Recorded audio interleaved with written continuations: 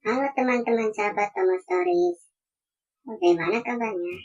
Semoga kalian selalu diberikan kesehatan dan kelancaran dimanapun kalian berada ya.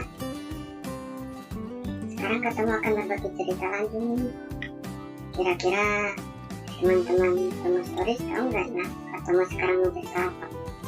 Cerita ini berisi tentang seorang pemuda yang memperistri seekor ikan yang menjelma menjadi seorang gadis cantik. Ia bersedia menjadi istri dengan syarat tidak memberitahu asal-usulnya kepada siapapun, termasuk anak-anaknya mereka kelak. Apabila dilanggar, ia akan kembali menjadi ikan seperti semula. Akhirnya mereka dikaruniai anak laki-laki dan diberi nama Samosir. Nah, sampai di sini mungkin teman-teman sahabat Tomo sudah tahu ya. Sekarang Kak Tomo mau bercerita tentang apa? Sekarang Kak Tomo mau bercerita tentang kisah legenda Danau Toba. Yuk, tanpa berlama-lama lagi, bagaimana sih ceritanya? Mari kita sama-sama dengarkan dan tonton kisahnya. Tapi sebelum itu, bagi sahabat-sahabat Tomo Stories yang belum subscribe channelnya Kak Tomo, silahkan tekan dulu tombol merahnya seperti ini ya. Bagi yang sudah subscribe, Tomo doakan semoga kalian selalu diberikan kesehatan dan kelancaran dimanapun kalian berada. Amin. Let's go. Sekarang mari kita cari tahu bagaimana kisah ceritanya.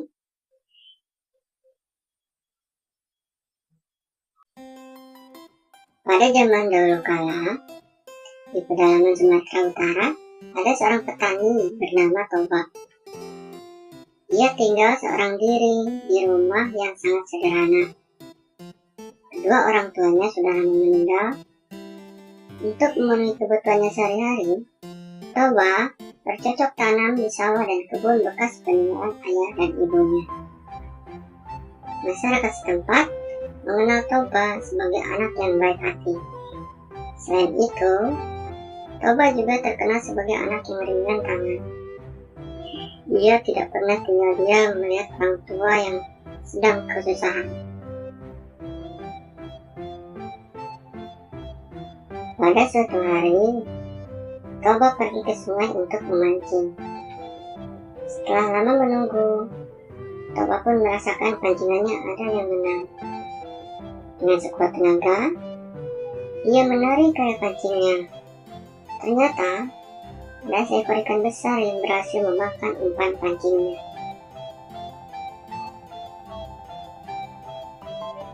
Toba langsung membawa ikan besar itu ke rumah. Sampainya di rumah, dia meletakkan ikan itu di lantai. Dia pun pergi keluar untuk mencari kayu bakar yang hendak diambil untuk memasak ikan itu. Akan tetapi, ketika dia kembali ke rumah, ia tidak menemukan ikan besar hasil pancingannya tadi. Tapi alangkah kagetnya ketika dia melihat ada seorang gadis cantik jelita sedang duduk di atas kursi. Dengan senyumannya yang indah dan kecantikannya yang mempesona, lantas Toba pun langsung jatuh hati kepada gadis cantik itu. Dengan segenap keberaniannya, dia pun berusaha memberanikan diri ingin berkenalan dengannya. Setelah lama mereka saling berbicara dan Toba pun telah tahu asal-usul dari mana gadis cantik itu, Toba pun mengungkapkan isi hatinya dan dia mengajak gadis cantik itu untuk menikah dengannya. Semula gadis itu tampak ragu dengan ajakannya.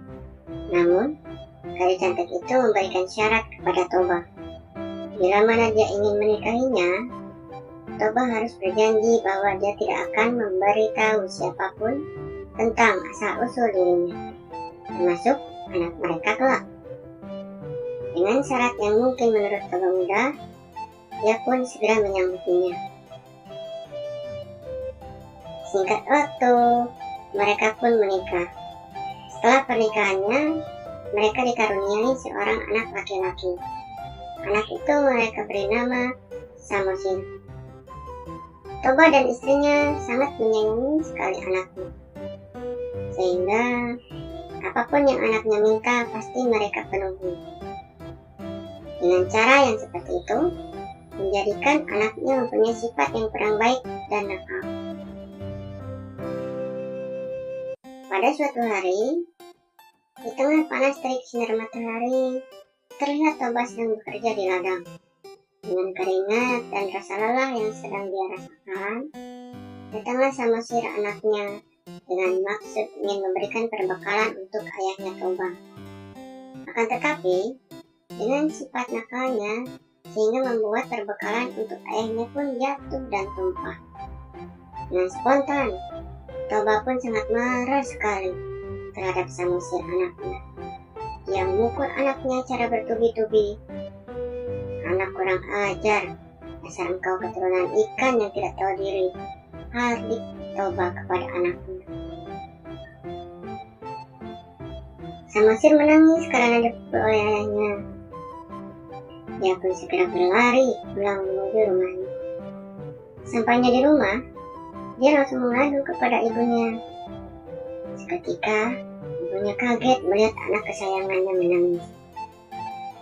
Setelah ibunya berhasil membujuk anaknya, dia pun bertanya kepada anaknya, kenapa sampai menangis.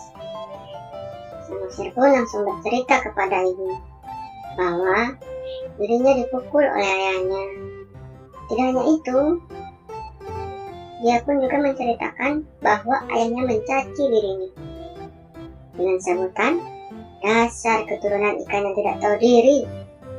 Mendengar cerita dari anaknya, membuat ibu Samosir pun sedih. Teringat dengan janji Toba yang tidak akan memberitahu kepada siapapun tentang asal-usulnya. Ibunya Samosir pun segera pergi mencari air, karena dia tahu bahwa sebentar lagi dia akan menjadi ikan lagi seperti semula. Sebelum ibunya Samosir pergi, dia sadar akan ada bencana air yang sangat besar.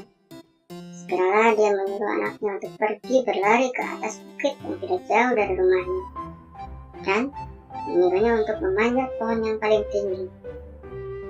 Dengan perasaan takut, berlarilah Samosir dengan cepat ke arah yang ditunjukkan ibunya. Tidak begitu lama, dia pun sudah sampai di bukit atas itu. Dengan segera, dia pun mencari pohon yang paling tinggi untuk dia panjat. Si ibu pun keluar dari rumah. Dari kejauhan, dia melihat anaknya sudah sampai di atas bukit. Dia pun berlari menuju sungai.